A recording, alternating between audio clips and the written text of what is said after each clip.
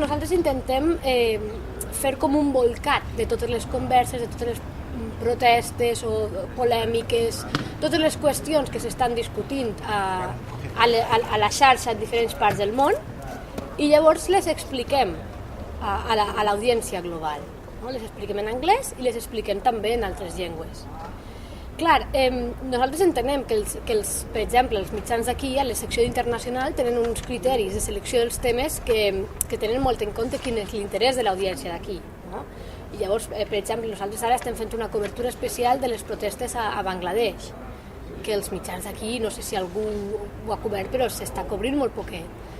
Jo entenc aquest criteri dels mitjans aquí i em sembla lògic, però també crec que tenint al nostre abast les eines que ens permeten també tindre aquesta informació disponible i a més des d'una perspectiva diferent, no? Des de la perspectiva de la gent, de la gent que està fent la protesta i també de les reaccions que s'estan tenint a la xarxa, crec que és una informació que ens convé, no?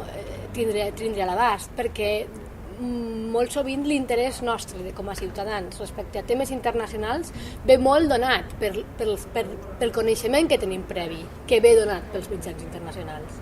Llavors, per què ens interessa Egipte i no ens interessa Bangladesh?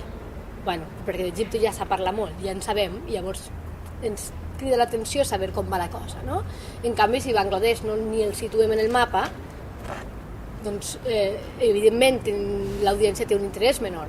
Però quan comencem a situar en el mapa les coses, els països o les ciutats? Precisament quan els mitjans tradicionals fan una cobertura d'alguna cosa. No? Llavors és un bucle i hi ha molts vicis de camí, pensem que això nosaltres podem aportar a alguna ajuda per trencar. Jo personalment, i més gent, però hi ha diferents conceptes, diguem-ne, al voltant d'aquesta denominació.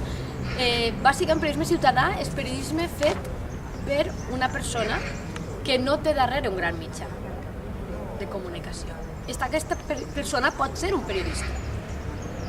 Pot ser un periodista que, de fet, treballi per a un altre mitjà de comunicació, però, a banda de la feina que fa per a aquest mitjà, tracta altres temes al seu blog o al seu Twitter i té com dues personalitats, no? I fa una feina al mitjà i fa una feina fora del mitjà. No? Llavors, el periodisme ciutadà no sempre està fet per no periodistes. Evidentment, també pot estar fet per no periodistes. Pot estar fet per una persona amb un perfil, un perfil diferent. Pot ser un enginyer, pot ser un biòleg, pot ser un científic de qualsevol tipus, pot ser un professor, i llavors, clar, en aquest sentit és molt més ric. Estàs aportant veus a l'àmbit periodístic que abans quedaven sempre més en minoria. No? Un aspecte important de Global Voices és que nosaltres considerem que la comunicació internacional ha estat molt mediada per institucions molt rígides tradicionalment. No? Estem parlant de la premsa internacional, que veu bàsicament de les agències nacionals, de la premsa de cada país. No? Llavors, quan un tema salta a la premsa internacional, ja ha passat molts filtres. No? Això per una banda. I per una altra banda, les vies tradicionals diplomàtiques.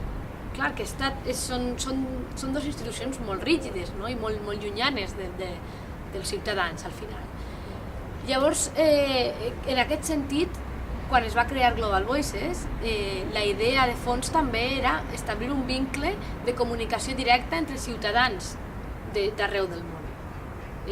Una comunicació molt més directa i, a més, amb eines de contacte, no? No només perquè t'arriba la perspectiva d'un ciutadà sense passar tots aquests filtres, sinó perquè tu tens la possibilitat molt fàcil de clicar sobre el nom d'aquesta persona i escriure-li un mail. Ahir l'únic que podria ser una barrera és la llengua. No?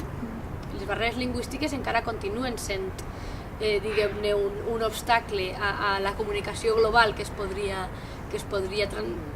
desenvolupar a partir d'internet. Aquest també és un objectiu principal de Global Voices, esborrar les barreres lingüístiques, i per això el projecte de traducció té tant de pes. Tot i que el projecte és periodístic, no? I molt polític, el pes de la traducció és fonamental.